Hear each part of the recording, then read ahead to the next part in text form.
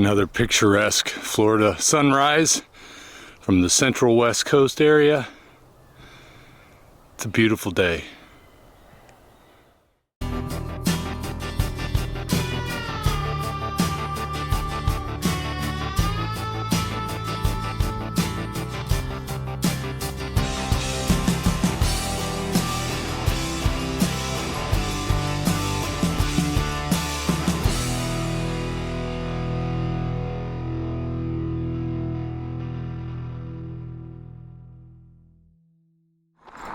Good morning, I'm Dante. Welcome to my channel, Ferrigno Freedom, a channel dedicated to healthy living through a carnivore lifestyle. My particular carnivore diet is the lion diet. I've been doing it. I'm 5 days into my 23rd month now of eating only ruminant meat, water, and salt. I have added back a couple of things, but I'm here to talk to you today about what we ate yesterday as a family of mixed carnivore eaters. Really, the rest of my family is still kind of, in some ways, dabbling with the standard American diet, but going more and more carnivore as we go. Before I get into that, I do want to tell anybody who has been watching my channel a while, welcome back, first of all. And second of all, went to see The Chosen last night in the theaters. Episodes 1 and 2 of season 3. It took the whole family. And man, I cannot tell you how awesome it was. I can't put it into words, but I might be able to give you an idea of it, especially after you just saw that sunrise. If I describe to you what a sunrise is like, that's kind of what it's like reading the scriptures for me in all my life. A very objective look, understanding the doctrines, understanding what the message is that's being communicated. But so many of the names and faces in the Bible, the names don't have faces. The faces don't have features. You know, you don't really see anything that you can kind of latch onto as a human looking at other humans talking about and doing similar things that you went through, but also witnessing and experiencing the miraculousness of having been there with Jesus as he was on the earth with his disciples. And the disciples are just like us, with all of our problems and anxieties and fears and doubts and worries. And I don't want to give anything away, but I want to tell you, I was in tears several times in the second episode, and they were all tears of joy. I understand season 3 is going to get a little bit harsher and have some darker scenes that come up. But boy, were episodes 1 and 2 extremely uplifting. And if you haven't ever heard of The Chosen, I would encourage you to look into it. I'll throw a link in the description for you so you can check into it. You know, growing up, I never liked watching Jesus of Nazareth or any of those shows that were made about Jesus, any type of movie or TV show, cartoons, any of that stuff. It all just seemed kind of hokey and fake to me. Like all of those shows were trying to keep it too rated G, or to paint a picture of something that's unattainable and not natural. Don't get me wrong, if you love those kind of shows, that's great. They didn't grab me, and it might be because I was desensitized by all the movies I watched from a very early age, you know, coming up in the 70s and 80s. Let's just say guarding your heart wasn't easy if you were watching movies on television as a young child in the 70s and 80s. But this show brings to life that gritty, down-to-earth feel, like you're going through it with them, and you're experiencing the amazing parts, the sad parts, the hard parts, and they're not shying away from the tough issues. It's a great show. But anyway, I just had to share that with you.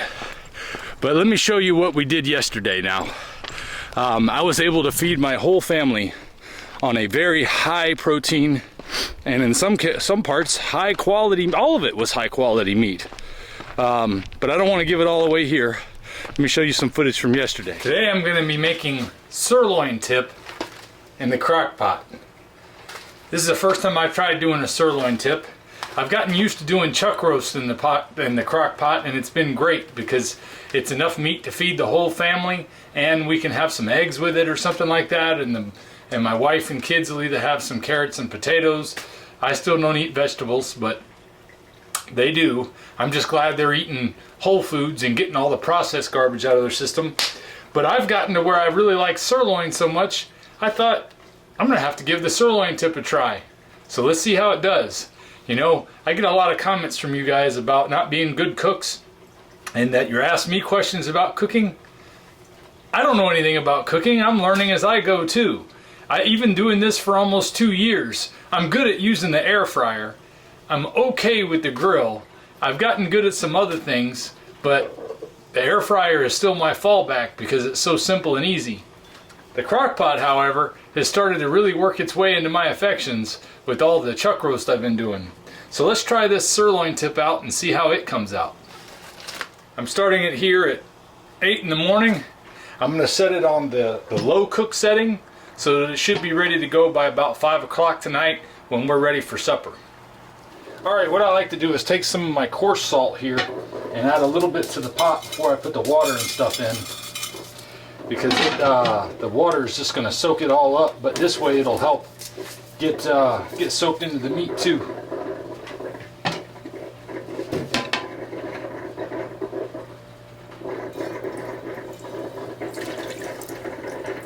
Just enough to get it steamy.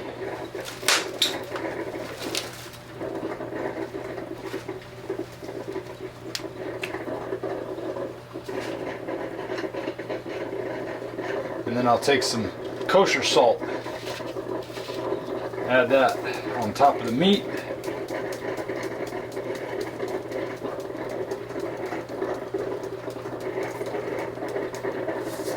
Now I'm using that wide open. I don't know if you can see it. I'm using this wide open hole, so you got to be careful. Even these are a little bit too small. Those are definitely too small.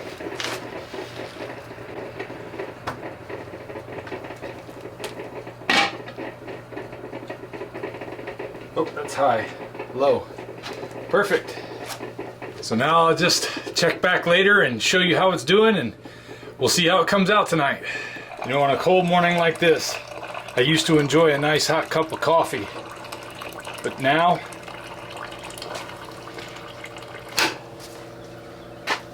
I take my Cheshire Cat, add a little hot water and a little bit of salt. I'm ready to go.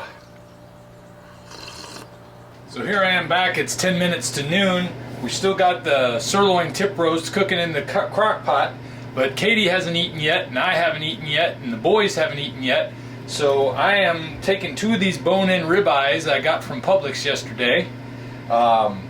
Together these were about $18, and then that was about $14. So feeding my whole family today basically on about 40 bucks. That's not too bad, I would say. So here I am. I'm going to put some salt on these. Now the thing you didn't see me do just a moment ago was to use this torch to knock off some of the frost on top and then pat dry the top. But that's how I cook these steaks from frozen, is I give them a good coating of salt, which, by the way, this is on the full open section of the salt shaker, so when you see me pouring salt, it isn't like a regular shaker. I use a good bit of salt. So you can see the frost is on top of the meat here, and I'll just knock that frost off of there. I just left them in the package. They came in from Publix since I was going to cook them in one day. So they're not freezer burned or anything like that. They're just frosty.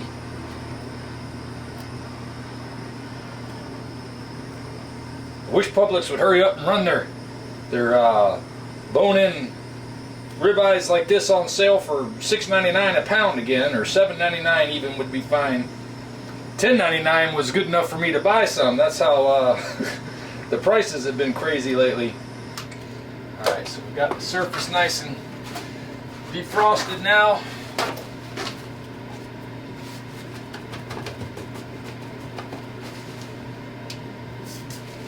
thing I love about using kosher salt like this, the Redmond kosher salt, is that I can see the crystals when they land on top of the steak, whereas when I use fine salt, they kind of disappear into the surface. I like to see that coating on there. When you use fine crystals and they disappear into the steak, you tend to want to use more fine crystals and then even more fine crystals, and then you might over salt your food to where all you taste is salt, and that's no good. Although I do like the taste of salt, especially Redmond salt. Alright, so I'm going to set this down now that it's been preheated. I'm going to put it, let's see, both of these steaks should, 23 minutes should be enough to get both of them to the right temperature. My wife's going to add a few eggs to the steak I'm preparing for her and the boys to share. And then they're going to have eggs and steak. I'm just going to have steak.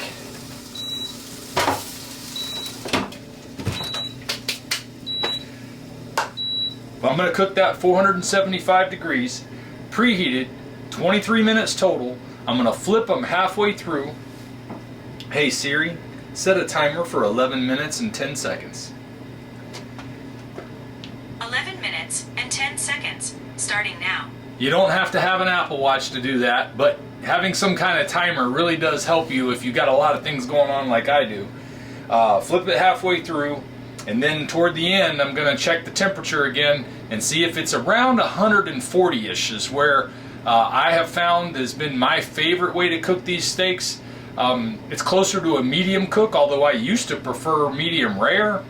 I have to admit, I enjoy these steaks better than I did when I just had medium rare, and when I undercook these a little bit like I have in some recent videos, it can be rough on chewing and it's not as enjoyable to me. It's definitely not losing any of the flavor when I cook them to medium like it did when I cook them to well done. That's horrible. I would never want to cook one to well done, but cooking it to medium gets it exactly where I like it. And sometimes I have to do my wife's just a little bit more because she doesn't like there to be hardly any pink in it compared to what I'm used to. So that's kind of a tough thing to balance too. You know, when you're trying to encourage your whole family to go on a better eating lifestyle, it can be very difficult because they're going to be resistant. And it's already hard enough if you're on a lifestyle like this to keep trying to swim upstream against the society on this. But even harder when you got to do it at home. So for the most part, you know, on my diet, they've been very understanding and appreciative and encouraging. But their love for carbohydrates and processed foods early on made it very difficult for me. But it was my battle, so I didn't mind it being so difficult. Now that they've seen the changes that have come from me by going to a carnivore lifestyle like Lion Diet, they've woken up to the fact that they can have a healthier lifestyle too. So they've cut out a lot of processed foods, a lot of soda is gone, and energy drinks and Starbucks drinks from the convenience store. I mean, they've really cut down on a lot of garbage coming into their system. But that's the way it is with family, you know? You know how when your mom tells you to do something and you don't do it and you don't do it and you don't do it and you don't do it, and she keeps telling you all along, but finally your best friend in high school or college or somebody you hang out with when you grow up or whatever it is, somebody comes along and says the same thing your mom's been saying, maybe in a slightly different way, and all of a sudden it hits home. And then your mom says, well, I've been telling you that all along, but you didn't listen to me. That's the same with every family. So I don't feel like pushing the issue is going to make much difference. I'm just glad that they've been able to see some of the footage that I watch on YouTube when I watch Dr. Berry and Dr. Baker and Dr. Saladino and some of the other YouTubers I've been watching recently, like Carnivore Camaraderie, which, you know, we're going to be having an interview soon together, so that'll be interesting.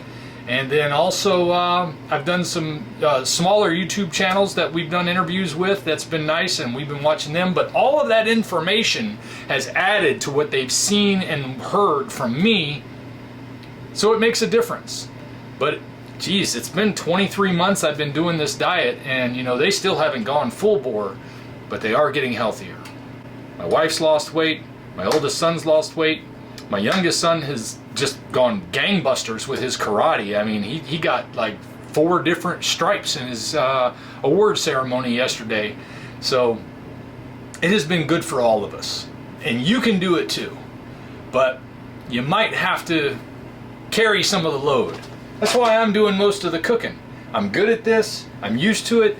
You know, my wife and I are both from that generation where we got used to eating prepackaged, prepared, prepared up front, fast food, restaurant food, somebody else making the food basically, one way or another. And that is where all the garbage got into our system. So by being able to get all that garbage out of their system, or a lot of that garbage out of their system, is paying dividends. And it can for your family too. If you're a carnivore like me and you've got a family and it's been difficult, hopefully this will give you some encouragement, because it does get better, but you got to be patient. So while this is started and is going along nice, let's take a look at our roast here. Sirloin roast, tip roast.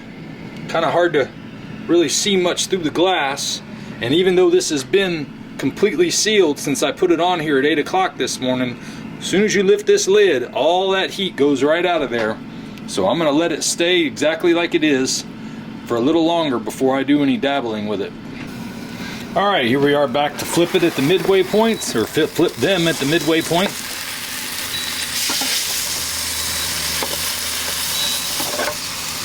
Careful you don't burn your hand like I often do on the edge of this thing.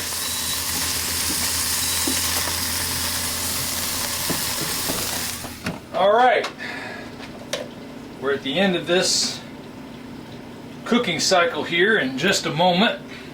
There it is. Let's check it out. 155. Well, I think a little less time might have been good, especially for mine. But let's see. Sure comes out crispy. Look at that thing. But my wife likes it a little bit more well done, so that'll work out for her. We'll see how it looks on the inside. You know, I'm gonna go bring Katie her steak. She's gonna start whipping up some eggs to split that up between them and the her and the boys. And I'm gonna dig into this. All right, let's see how we did here.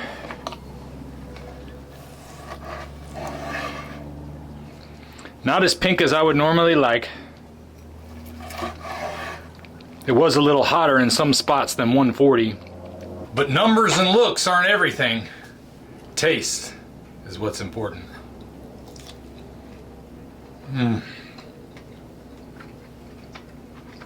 So good. There is no toughness to it at all. It's soft and tender. I mean, this is just Publix bone-in ribeye steak. It's nothing special. Oh, but it comes out so good cooking in the air fryer from frozen. I just love it. But this will get me started for the day. It's 12:30 now, so I'm finally eating, and in a half hour I've got to record a carnivore conversation interview. So in just a moment I'll show you the way it plays out for the evening though on that sirloin tip roast. Alright, we just passed 3 o'clock, so let's take a closer look at it now, and because it's only a couple hours before we'll be ready to eat. I just want to kind of get an idea for how tender it is.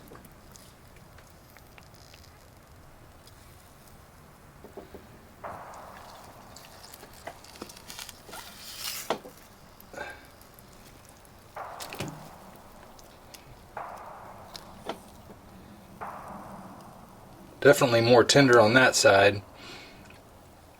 Now I have been doing these without turning them over. Sorry about the weird lighting here. The sun is coming in from over here, causing me havoc on this camera.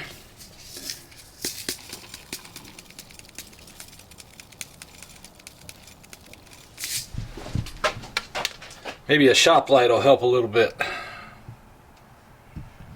Yeah, that's actually not shadow I was seeing there on the meat. I thought it was a shadow, but that's the way the meat looks.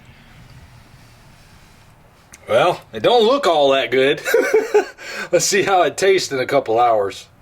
There's something else I didn't think of until after I closed it up. I don't want to open it again because it's not good to keep opening that thing. You let all the heat out. But with it being tied around the outside, that might be why it didn't feel as loose as I'm used to seeing a chuck steak. So I'm still hoping for a good outcome. Alright, so it's, what time is it, 5:30? normally we would be eating about now, but I forgot we've got to head out. It's time to go see The Chosen. I've been working all the way up until just now, so now that I'm done, I realize we got to get going. But we're gonna eat when we get back. I haven't checked it yet, except that I added a little bit of hot water, about this much of hot water from a hot water dispenser, so that it would be nice and soft when we get back. We'll see. So we just got in from seeing The Chosen, and it's almost 10 o'clock. I'm still hungry though. It's way past my bedtime, but I'm ready to try this roast. Let's check it out. I need more hands to do this.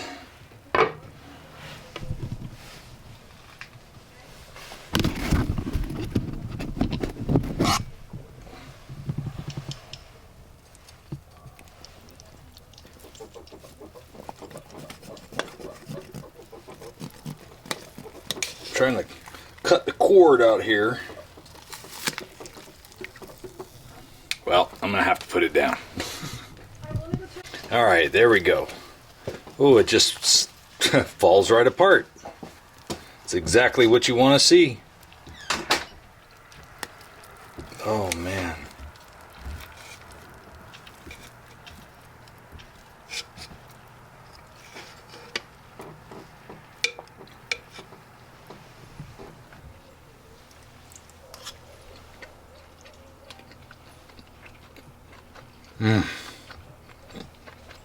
So good. No, the only thing that was probably better was The Chosen. The show was awesome, but his food is delicious.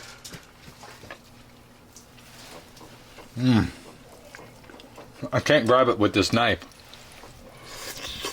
Well, the rest of the family's hungry too, so I'm gonna head out now, but we'll talk some more in the morning.